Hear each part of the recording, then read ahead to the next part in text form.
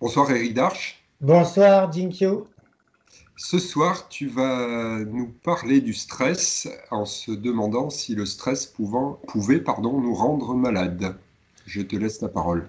Voilà. Alors, ce que je souhaite ce soir, c'est présenter une petite vidéo sur le stress. Alors, tout le monde sait ce que c'est le stress, plus ou moins en tout cas. Et on dit qu'il y a le bon stress, il y a le mauvais stress. Dans l'esprit de certaines personnes, le stress est toujours négatif. Pour d'autres, c'est positif. Est-ce qu'il n'y a pas un juste milieu? Voilà. Est-ce que le stress peut avoir plusieurs facettes? C'est ce que l'on va voir ça dans cette vidéo.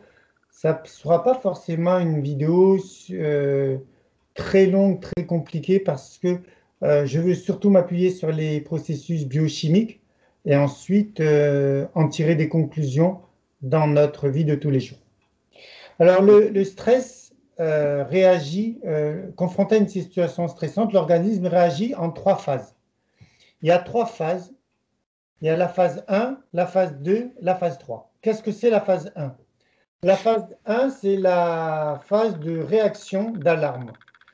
Dans un premier temps, face au stress, des hormones vont être sécrétées, en l'occurrence par les surrénales. Exactement, les médulo-surrénales. Alors, qu'est-ce qu'il y a les médulo-surrénales et les cortico-surrénales.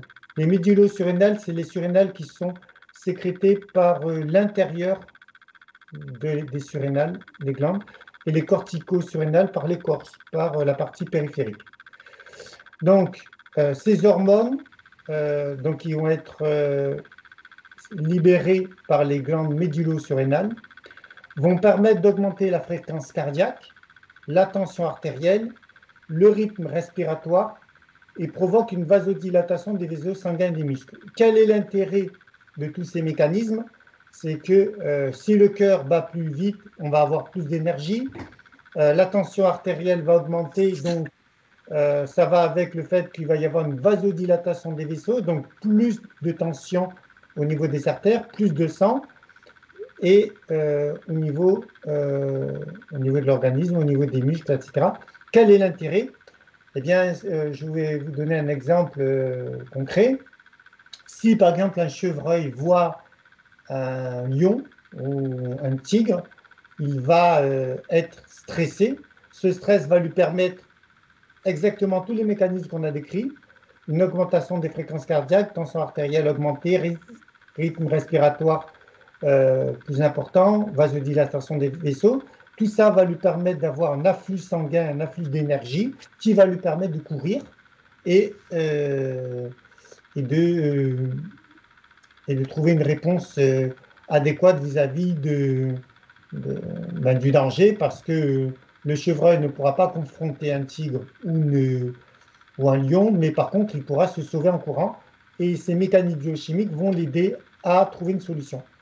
Donc nous, le stress, c'est un peu ça, c'est-à-dire qu'on subit euh, un stress qui peut être un agent stressant pour XX raisons, et tous ces mécanismes vont nous aider euh, à résoudre la problématique que l'on a. C'est une Alors, question, oui, vas-y. enfin, à moins que ça te coupe, mais là, tu fais un petit temps mort. Est-ce qu'on peut dire que le lion ou le tigre qui a repéré le chevreuil, lui aussi ressent un stress parce qu'il sait qu'il va devoir lui courir après? Ah oui, C'est oui, ben lui, mécanique. il a un stress en tant euh, que agresseur ou entre guillemets, si on considère qu'il y a un agresseur, une victime, on ne va pas dire comme ça, hein, le prédateur et la proie. Voilà. Lui, c'est le prédateur, le chevreuil, c'est la proie, mais dans les deux cas, ils ont en effet un état de stress et ils ont les mêmes modifications biochimiques. Pas pour la même raison, il y en a qui c'est le prédateur et il risque sa vie, mais oui, oui, ils sont tous les deux stressés. Voilà. L'un, c'est Alors, par peur, l'autre, c'est par agressivité, quoi. exactement. Toutes ces modifications ont pour but de préparer l'organisme à la fuite ou au combat. Ben, c'est exactement ça. La fuite, ça sera le chevreuil, et le combat, ça sera le lion ou le tigre. Tu l'avais pas dit encore, pardon. Voilà. Dans la phase 1, le stress a pour effet d'appeler les cellules immunitaires à leur poste de combat. Donc on voit que la phase 1, c'est une réaction d'alarme qui, à un instant T, n'est pas nuisible à la santé. Au contraire, elle est là pour essayer de vaincre une problématique ou quelque chose d'extérieur qui peut nous être nuisible. D'extérieur, Urgent, dire quoi. pas forcément extérieur d'ailleurs. Urgent, Comment? oui. Urgent, quoi. C'est ça, je Oui, c'est pense. ça, c'est Hein. ça. En tout cas, la phase 1, la phase de stress, s'il y a une réaction d'alarme, ça veut dire que quelque part, l'organisme, à tort ou à raison, considère qu'il y a un danger. On peut d'ailleurs être stressé pour des raisons qui ne sont pas justifiées. Par exemple, j'avais lu un jour que une personne avait vu quelque chose, une silhouette qui ressemblait à un serpent, et donc elle a été hyper stressée. En l'occurrence, c'était une corde qui était posée et qui a été interprétée euh, comme un serpent, donc il y avait un danger. Donc en l'occurrence, le danger factuellement n'y était pas, mais il y a eu une mauvaise interprétation. D'ailleurs, l'organisme, le cerveau, ne va pas sa réalité, ne s'arrête pas à la réalité. En fait, tout ce que l'on vit, c'est du subjectif. Quand je dis ça ne correspond pas forcément à la réalité, voilà, je m'exprime mieux. C'est pas le fait d'être stressé n'est pas forcément en corrélation avec une réalité stressante. C'est notre interprétation qui fait que c'est un sujet de stress. Voilà. Ensuite, ça, c'est la phase 1. La phase 2, c'est si la situation stressante persiste, l'organisme entre en phase de résistance ou phase 2. Alors, la phase 2 va demander une énergie prolongée, puisque là, dans la phase 1, on a vu, c'est toute une réaction biochimique qui permet une vasodilatation, une vascularisation augmentée, donc un apport d'énergie supplémentaire. Mais le stress pourrait se terminer immédiatement si la personne stressée considère que le stress a disparu. Si le stress continue, il va falloir maintenir tous ces mécanismes biochimiques. Et ça va demander de l'énergie. Donc, la situation stressante persiste, l'organisme entre en phase de résistance ou phase 2. Un deuxième axe neuro-hormonal, l'axe corticotrope, c'est-à-dire que là, en fait, les surrénales vont sécréter des hormones, mais plus à l'intérieur, c'est-à-dire les médulo-surrénales ne sont plus sollicités, ça sera les cortico-surrénales, c'est-à-dire les hormones qui sont sécrétées au niveau de la périphérie, l'écorce. Donc c'est l'axe corticotrope qui est activé pour préparer l'organisme aux dépenses énergétiques que nécessitera la réponse du stress. Alors, de nouvelles hormones vont être sécrétées, comme les glucocorticoïdes, qui ont notamment pour effet d'augmenter le taux de sucre dans le sang, mais aussi d'inhiber certains systèmes inutiles à la réponse au stress, le système immunitaire. Donc, on voit que dans un premier temps, c'est une réaction immédiate qui prépare à l'apport d'énergie. On a vu tous les mécanismes qui étaient sollicités. Ensuite, si la phase continue, on est en phase 2, donc il va falloir de l'énergie, et à ce moment-là, cette énergie, tout le système de l'organisme va être focalisé sur la réponse au stress qui semble durer un petit peu pour le moment, et ça peut se faire au détriment du système immunitaire. Le système immunitaire peut rentrer dans dans une phase immunosuppressive où le système immunitaire n'est plus la priorité pour l'organisme. La priorité pour l'organisme, c'est gérer le stress immédiatement. Si pour l'organisme, il est plus important que le chevreuil court et évite de se faire attraper par le lion ou le tigre, que le système immunitaire. Le système immunitaire est une préoccupation constante pour l'organisme, mais à ce moment-là, elle devient moins Pause, quoi. comment dire, n'est plus en phase numéro 1, n'est plus aussi importante que le fait de sauver l'animal du prédateur. Donc, il y a toujours une intelligence qui gère tous ces processus. Donc, on peut très bien comprendre que apporter de l'énergie, c'est plus important que de gérer le système immunitaire. Par contre, on comprend mieux pourquoi des personnes qui subissent des stress importants voient leur immunité baisser et à ce moment-là, comme par hasard, elles ont des troubles immunitaires. Par exemple, elles ont par exemple je ne sais pas, une infection, parce que le système immunitaire est moins performant, puisque toute l'énergie a été monopolisée sur la réponse du stress. Voilà. Donc, on a vu la phase 1, la phase 2, et la phase 3, c'est l'épuisement lorsque la situation stressante se prolonge très longtemps. Et des fois, alors, qu'est-ce qui va se passer? Les systèmes neuro-hormonaux hyperstimulés se dérèglent, et l'organisme est submergé d'hormones activatrices qui deviennent néfastes. Le stress devient chronique quand le cortisol reste élevé une fois terminée l'action de l'agent stressant. On s'est aperçu par exemple que des enfants qui étaient entourés de parents agressifs, stressants, qui se mettent souvent en colère, eh bien, quand on analysait leur salive, ils avaient un taux d'hormones telles que le cortisol élevé, malgré que le stress apparent ne soit plus là.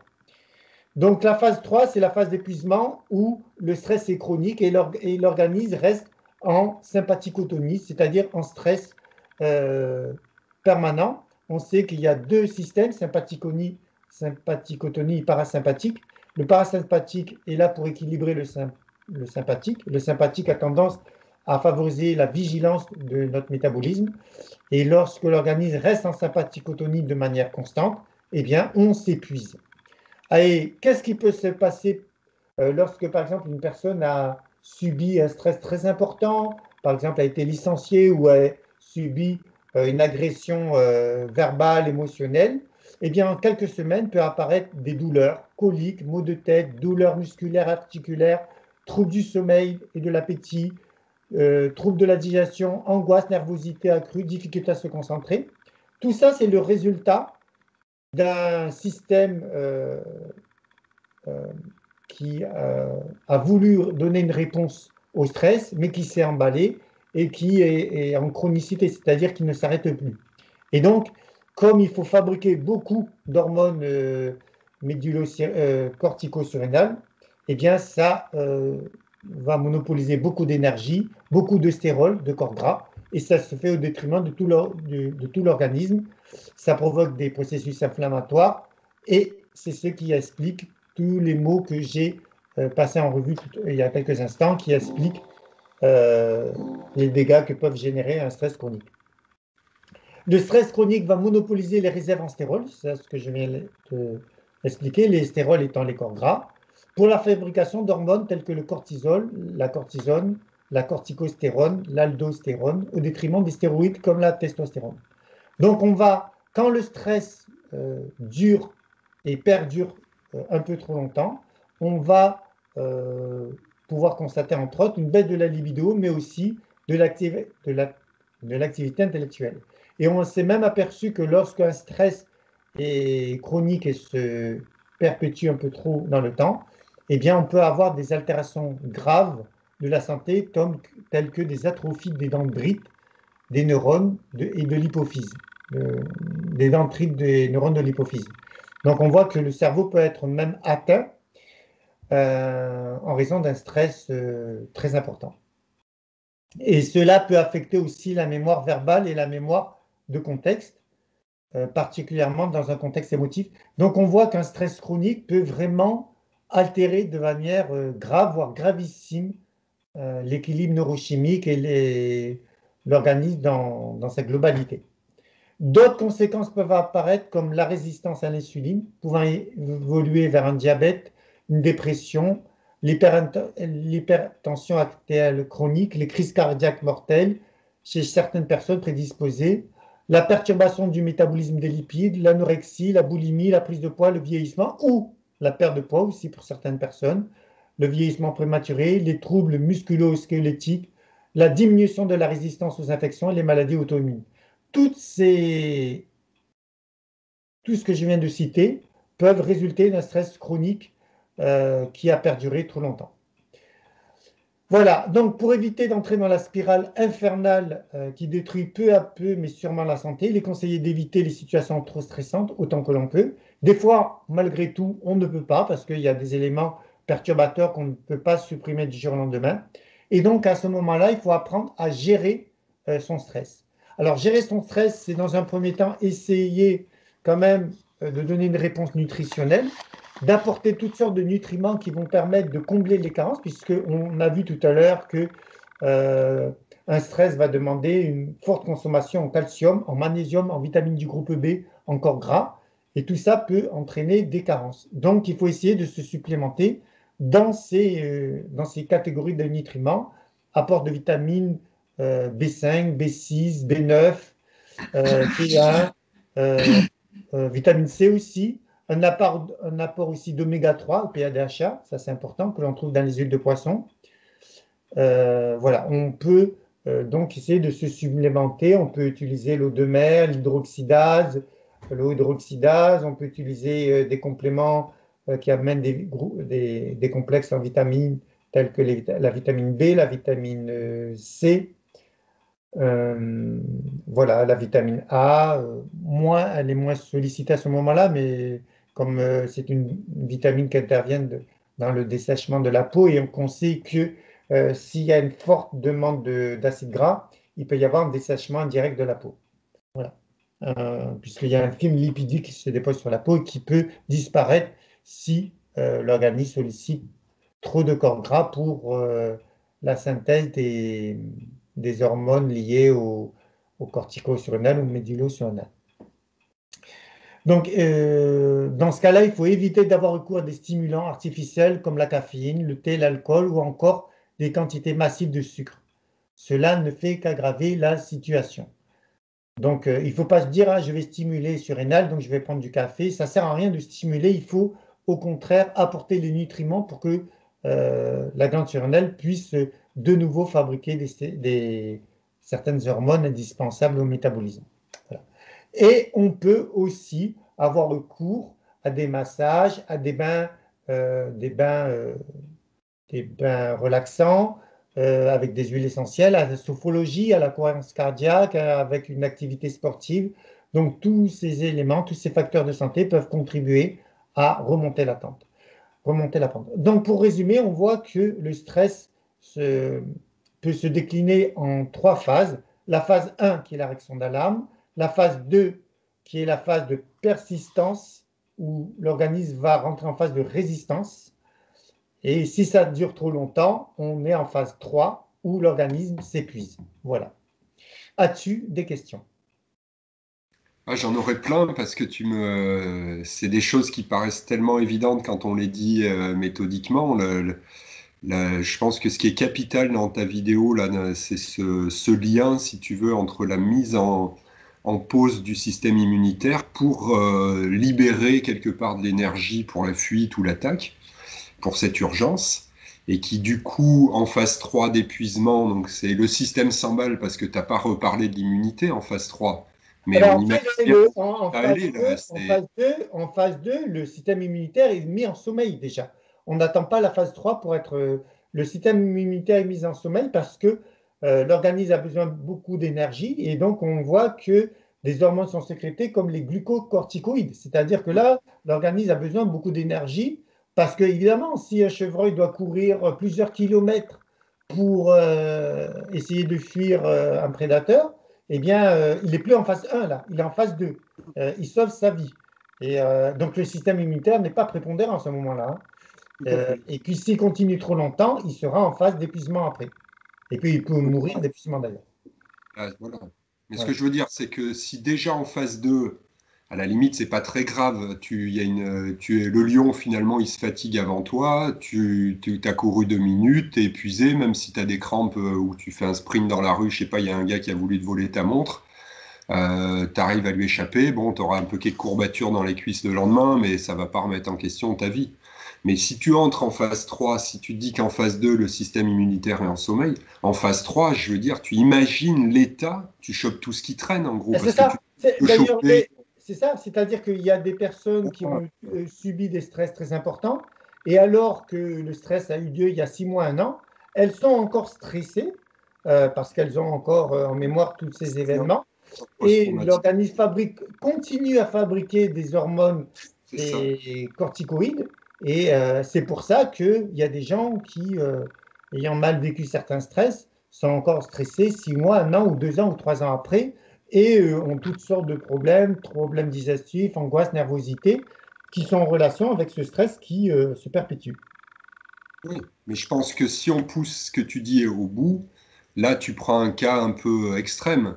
Mais en fait, la plupart des gens au travail avec le stress de la hiérarchie, tes enfants, ou si tu bosses avec ton mari ou ta femme à l'hôpital, tu vois tout ce qui se passe en ce moment.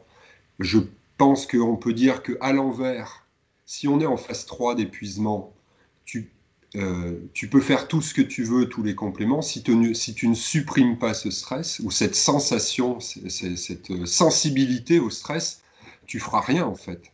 C'est ça. Parce que C'est le pour ça système que les personnes qui immunitaire va sont hyper rester. stressées, il faut qu'elles aient une réponse psychologique et biochimique.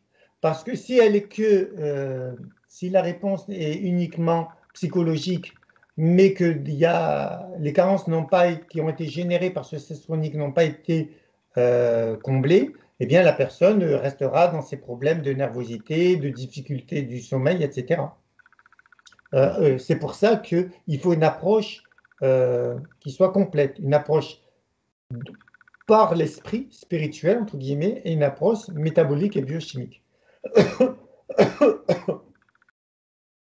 Ouais, ouais, bah écoute, voilà, on pourrait en parler des heures parce qu'après, il y a, si on peut faire, ça me fait penser au sport, les différentes filières énergétiques, le sprint, la résistance et puis l'endurance où tu rentres dans des phénomènes complètement différents et où tu aboutis au surmenage en sport. On parle de surentraînement, ça va te rendre plus fragile parce qu'il y a l'histoire de l'acidité aussi. Tu disais les problèmes de peau, tout ça, le stress va rendre le corps un petit peu plus acide pour qu'on soit plus tonique. Mais dans la durée, ça va faire des candidoses, etc., quoi. Il y a toutes sortes d'effets secondaires de ce Ben, la le fait qu'il y ait suppression une du augmentation du métabolisme intense va provoquer des déchets et les déchets vont provoquer une acidité qui va favoriser une acidification de l'organisme. Tout à fait. et donc des bactéries, une flore, etc., qui est néfaste.